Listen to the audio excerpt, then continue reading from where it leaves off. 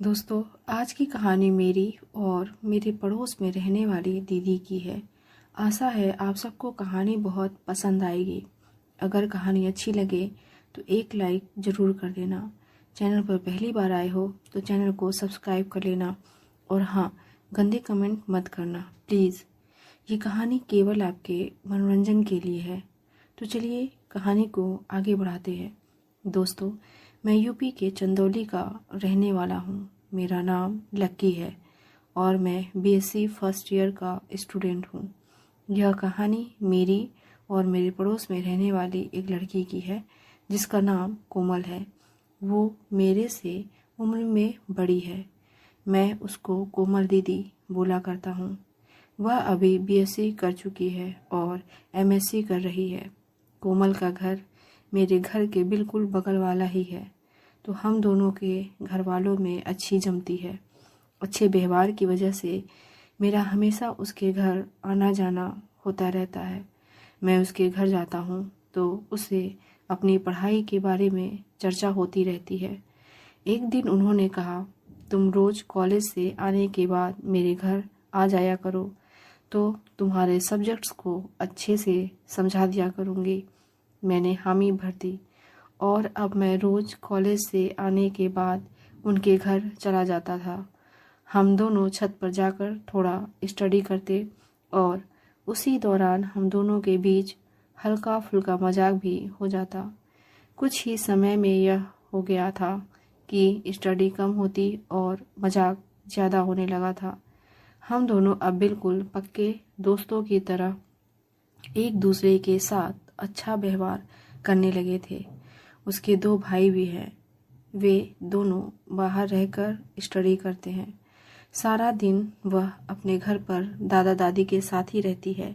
उसकी मम्मी की मृत्यु हो गई है और पापा अभी विदेश में जॉब करने गए हैं, तो घर का सारा काम उसी को करना पड़ता था। हम दोनों को ऐसे ही पढ़ाई के साथ मजाक आदि करने लगे थे और यह सब रोजाना चलने लगा था। एक दिन उसने मुझसे पूछा, तुम्हारी कोई जीएफ है?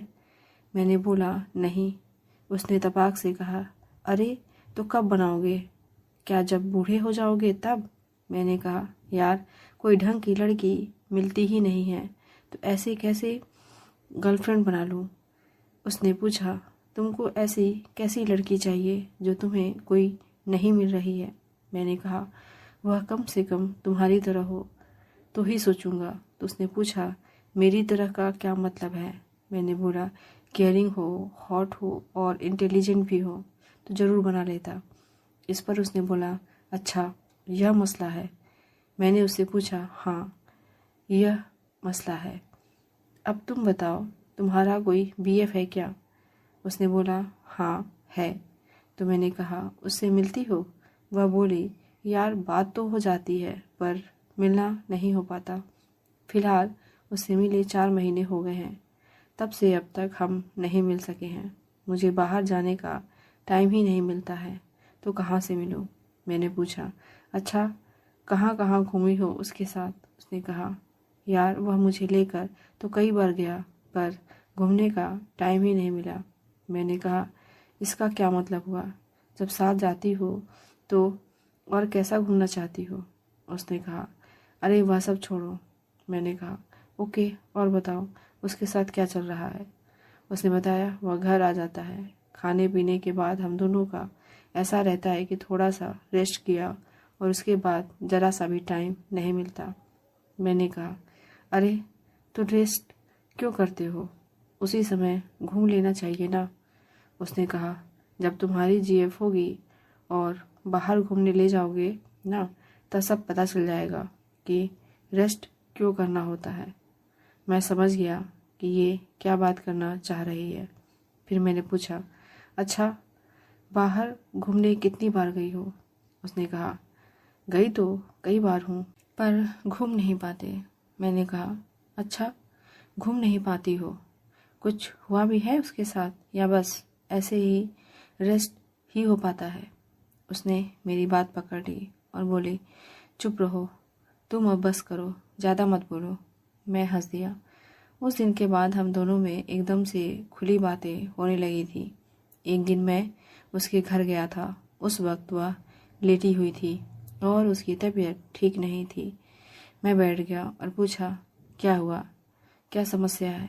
उसने बताया, यार कमर दर्द हो रही है। मैंने कहा, लाओ मैं दबा दूँ। उसने कहा, चुप रहो, मजाक मत करो, सच में कमर दर्द हो रहा है। मैंने कहा, मैंने भी सच में दबाने को ही बोला है। वह बोली, अच्छा। मैंने बोला, हाँ यार। वह बोली, ठीक है, पहले खिड़की दरवाज़ा बंद कर लो, फिर तेल लगाकर थोड़ी मालिश कर दो। मैंने ऐसे ही किया। उसने लोअर पहना था और ऊपर टी शर्ट डाली थी। मैंने उसकी टी शर्ट को हटा दिया और उसकी पीठ पर मालिश करने लगा। अब वह मुझे लेटी हुई अजीब सी नज़रों से देखने लगी थी। मैंने पूछा, क्या देख रही हो? वह बोली, यार सच में तुम्हारे जैसा बॉयफ्रेंड होना चाहिए, कितनी अच्छी मालिश करते हो। मैंने बोला, मैं सब अच्छे से करता हूँ मैडम, आप मौका कहाँ देती हो। वह भी समझ रही थी कि मैं क्या इशारा कर रहा हूँ। उसने अब अपने लोअर को थोड़ा सा नीचे खिसका कर जगह बनाते हुए इशारा किया। मैंने उसकी पीठ से होते हुए कमर को थोड़ी देर तक सहलाया और तेल लगाकर मालिश करने लगा। उसका लोअर लूज होने से मेरा हाथ थोड़ा नीचे तक जाने लगा था। मैं उसकी कमर का मालिश कर रहा था। मेरा ध्यान नहीं था कि मेरा हाथ कब चला गया और उसका एहसास तब हुआ जब मेरे हाथ को एक अलग सा फील दिया। मैंने महसूस किया कि मेरे हाथ के लग जाने से उसने कुछ भी नहीं बोला। मैं लगा रहा। मैंने समझ लिया था कि वह कुछ नहीं कहेगी। अंत में मैंने एक बार जानबूझकर अपना हाथ डाल दिया और इस बार मैंने अच्छे तरीके से जोर से दबाते हुए मालिश किया। तो इस बार वह मचल गई और बोली, बस करो, तुम्हारा इरादा ठीक नहीं लग रहा है, तुम बदतमीजी कर रहे हो। मैंने कहा, यार एक तो मैंने तुम्हारी कमर की मालिश की और तुम्हें इसे बदतमीजी बोल रही हो। चलो अब मुझे मेरा मसाज का चार्ज दो। वह इतला कर बोली, अच्छा कितना चार्ज लेते हो? मैंने उसकी आंखों में आंखें डालकर कहा, जितना तुम दे सको, पर चार्ज में मैं पैसे नहीं लूँगा। उसने पूछा, फिर कैसे लोगे? वह भी इशारा समझ रही थी। मैं मुस्कुरा दिया तो वह झट से बोली, अभी मैं कुछ भी चार्ज नहीं दे सकती, तुम 2-3 दिन के बाद अपनी सर्विस का चार्ज ले लेना। तभी मैं समझ गया। मैं उससे अलग हो गया और हम दोनों के बीच ऐसे ही उल्टी सीधी बातें होने लगी। मस्ती चढ़ती जा रही थी। फिर 3 दिन कब निकल गए कुछ पता ही नहीं चला। अब चार्ज लेने का दिन आ गया। मैं अपने टाइम से पहले ही पहुंच गया, मतलब जिस टाइम पर मैं रोज़ जाता था उससे ज़रा पहले आ गया। वह संडे का दिन था तो मैं भी फ्री था। मैं उसके रूम में गया, वह नहीं दिखी। मैं समझ गया कि वह पक्का बाथरूम में होगी। मैंने ध्यान दिया तो बाथरूम से पानी गिरने की आवाज़ आ रही थी और वह कुछ गुनगुना रही थी। मैंने बिस्तर पर देखा तो उसके कपड़े रखे थे। मैं उधर ही बेड पर बैठ गया। उसे पता नहीं था कि मैं कमरे में आ गया हूँ और बेड पर बैठा हूँ। वह नहाकर एकदम से बाथरूम से निकली। जैसे ही उसकी नज़र मेरे ऊपर पड़ी वह घबरा गई। मैं उसके कपड़ों पर ही बैठा था। उसने खुद को संयत करते हुए कहा, मेरे कपड़े दे दो। मैंने कहा, आओ खुद ही ले जाओ। जब वह कपड़े लेने आई और कपड़े खींचकर निकालने की कोशिश की तो वह नहीं निकाल पाई। मैंने उसे जोर से खींच लिया तो वह गिर गई। उसने झपट कर तौलिए को ले लिया। मैंने उस पर अपना हाथ रख दिया। वह सहम गई और शर्मा भी गई। वह बोली, कोई देख लेगा। मैंने कहा, इधर कोई नहीं देखेगा, दरवाज़ा बंद है और खिड़की भी। वह बोली, जल्दी से अपना चार्ज ले लो, नहीं तो कोई दूसरा आ जाएगा तुम्हारी जगह। मैंने यह सुनते ही अपना हाथ रखा। वह बोली, पागल हो तुम।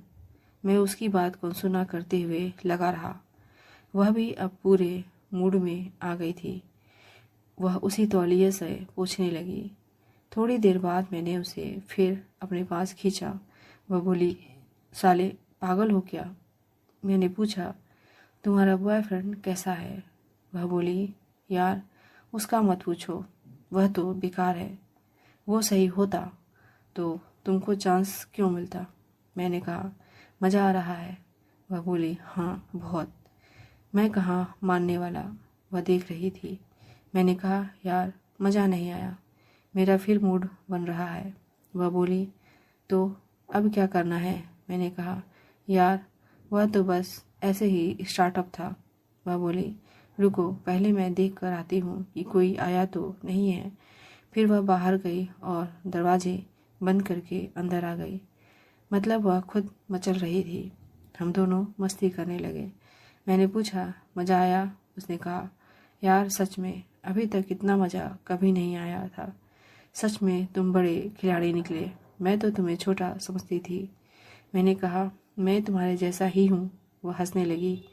उस दिन से हम दोनों बिल्कुल खुल गए हैं और अब जब भी मन होता है मुझसे बोल देती है। अब तो उसने अपने बॉयफ्रेंड को भी कॉल मैसेज करना बंद कर दिया है। कैसी लगी आपको ये कहानी? कमेंट करके ज़रूर बताइएगा। मिलते हैं अगली कहानी के साथ। धन्यवाद।